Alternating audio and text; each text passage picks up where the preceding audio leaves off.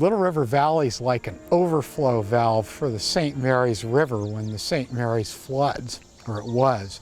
The 1913 flood, which is the biggest we have any record of, 5,000 cubic feet per second according to the Army Corps of Engineers. That translates to about 3.25 billion gallons per day during that flood of water coming down this valley out of the St. Mary's River. One of the first maps ever made of Allen County. It's made in 1876. So this is the whole county. So here's downtown Fort Wayne. Here's the marshy prairie where we are. Here's the Little River. Comes from Ossian, like this, into the valley, like this. And here's this other branch. See, it comes all the way up to Covington and Taylor Street. It's just like a stone's throw away from the St. Mary's River. And then here's the divide, because here's the stream going into the St. Mary's River. So roughly along Covington Road near Taylor, there was a drainage divide, natural drainage divide, about knee-high, back before artificial drainage. So now I'm going to make this go away. And we'll come back here. The blue lines on this map are the original drainage that we just saw in that 1876 map, coming way up here, and then here's the other stream here. So that original drainage divide right here was what we call the continental drainage divide. Water on this side went to the Great Lakes via the Maumee River. Water on that side went to the Gulf of Mexico via the Wabash and Mississippi rivers. By putting in Junk Ditch, that migrated the Continental Divide some 3 miles further west, and now it runs right through Eagle Marsh, right over there.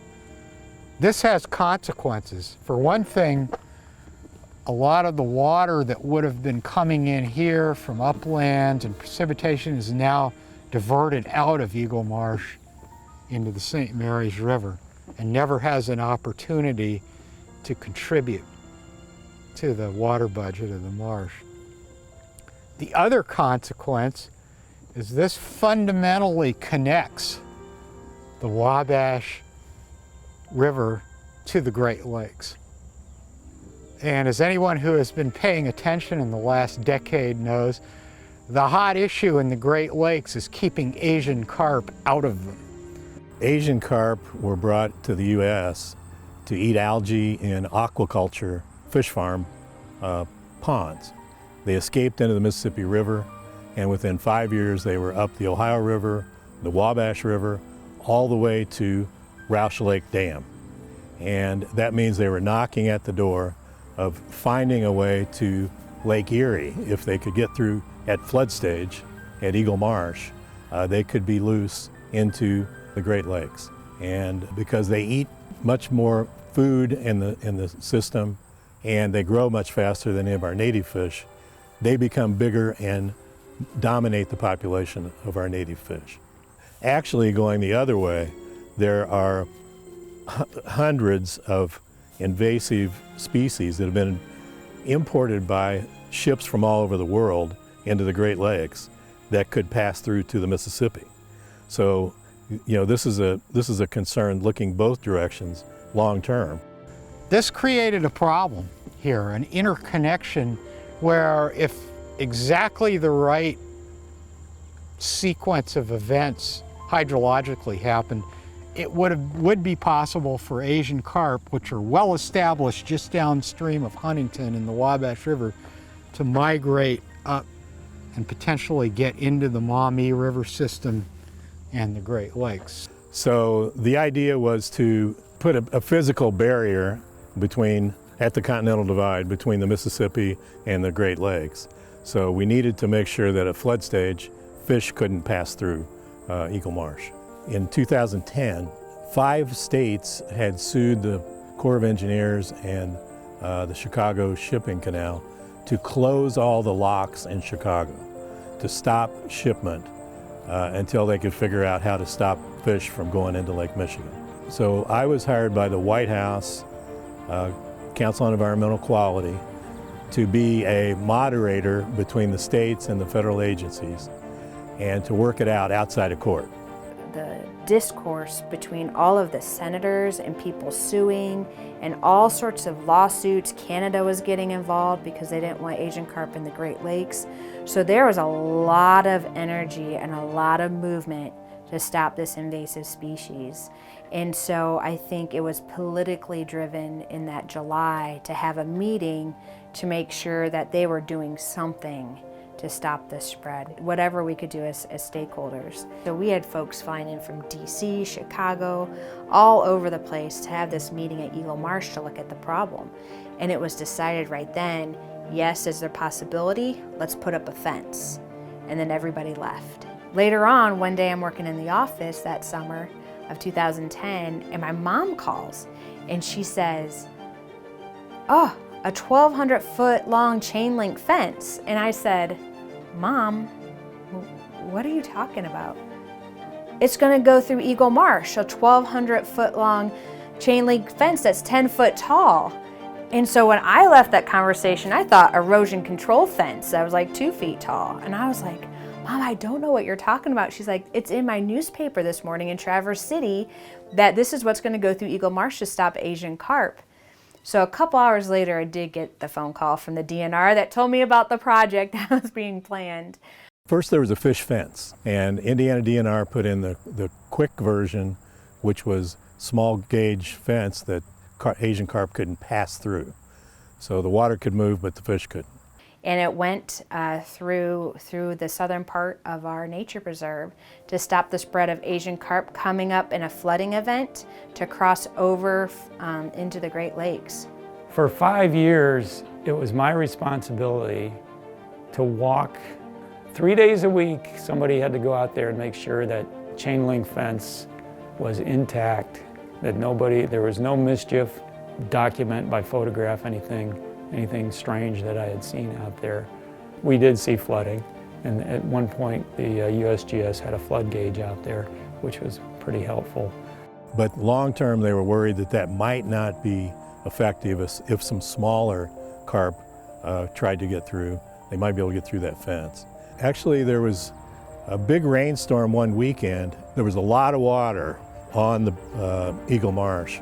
There was a canoeist with a small camera, took a video of carp jumping and bouncing off of that fence. That helped make the decision. Everyone was truly believing then that those fish could get up here, could get through here, and go to Lake Erie.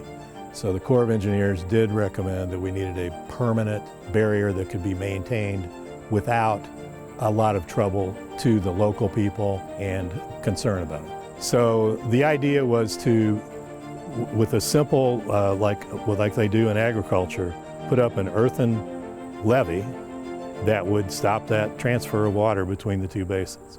So that's what they basically did, which was raise an existing ditch wall. 12 feet higher wall meant that that side couldn't get to this side.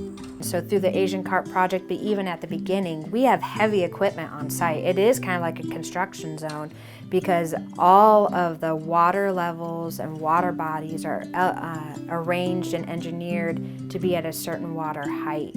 And so that's really important because you got to make sure you don't flood your neighbors or impact water on any other property around you.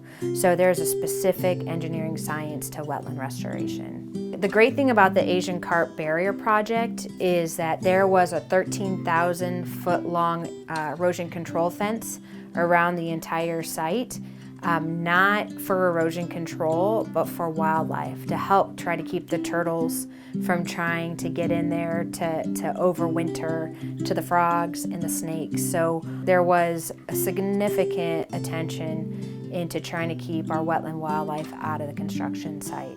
And we have this big new, fancy, shiny new berm running through Eagle Marsh that keeps this interconnection from happening. The water that spills out of the St. Mary's River in a flood does not go directly into the Little River and Wabash River It eventually gets there, but it basically accumulates in the southern part of Eagle Marsh and sits there and slowly drains through the base of the berm and into the ground and then into Graham McCulloch Ditch and down the Little River, rather than just going directly down it, which might allow Asian carp to cross the divide.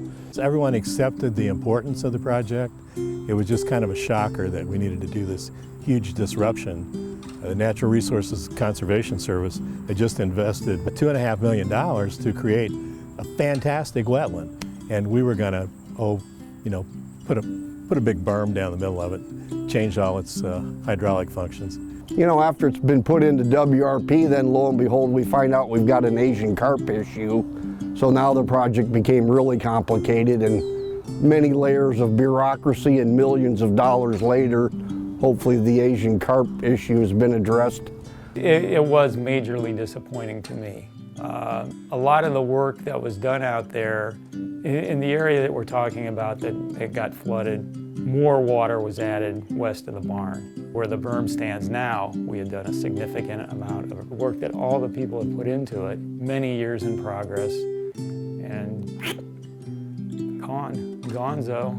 In a wetland restoration, once you set your water and you know this is how much it's going to be, or if you have the right control mechanisms to adjust the water for your maintenance needs, you don't mess with that hydrology, because all of the plant materials you've already planted are planted at that water moisture content in that soil, and they're going to thrive. So we lost significant portions of trees, marsh habitat, and that because of increased water. And so it wasn't only the 60 acres that was disturbed during the site construction, it's also a large area that it has more water. The new berm basically became impermeable, or less permeable than it was. So it held water back all the way to Fox Island. I looked at some pictures today, getting prepared to do this. The amount of trees that we've lost because of the water levels, which in turn, there's been an increase of beaver activity because of that. But even behind the barn, it was green back there. I looked at that and it was green. Oh man. So that's been hard for us as land managers on the ground taking care of the property. We understood. We understood why, but hopefully nothing like that happens again. The dead trees are picturesque in a certain way. It's easier to see eagles perched, and that's where they like to be, and I guess there's been some benefit to bats. Then because there was some concern that water might be stuck on this side that needed to go that way, we created the filtered drains to let the last of the water get out to the Wabash side. Over time, they've been able to adjust it to where the water doesn't stay as long as it once did once the berm was built. But there is a lot of collateral outside of the project area. But one of the things too is that if we didn't act at that time, and Asian carp or these viruses or some other invasive becomes even a bigger problem. We didn't want our restoration to be 25 years down the road and then a major disturbance, because this disturbance happened within the first 10 years of that restoration. And so, our restoration is still trying to figure itself out. So if we're gonna have a major disruption, it's better to have it earlier than later. But one thing that we can and are doing over on the berm, creating an opening that allows Cranberry Creek water to spill out into the northern part of Eagle Marsh, which is physically impossible there to connect to the Great Lakes part of Eagle Marsh. And by making that part of the marsh wetter, we're getting closer to what the original hydrology is. The turtle population seems to be doing at least as well, if not better, probably better. The research that's going on shows we're doing something out there, and I think we're making pretty good use of it. I would say that anybody that wants to take a walk and see this property should come out and walk the berm trail. You're up in the air about, 15, 18 feet. You can see both sides of the property. And when you walk out down through that berm trail, the things that you can see as far as animals and ducks and geese and leopard frogs jumping out in front of your way, and it's even, it's a real easy walk. You can walk as far or as little as you want. I don't think there's another trail in Fort Wayne that you can walk and see as much as you can from that berm trail. It's our pride and joy. I mean, we thought the world was coming to an end when they said that they're going to build that berm down through our property, but it's been a godsend, and I see more people on that trail than any other of the trails on the property combined. So it's neat to be able to be part of a project that's really working on these conservation issues in a really positive way, where we are measuring great progress, and then the community being involved in it too is incredible.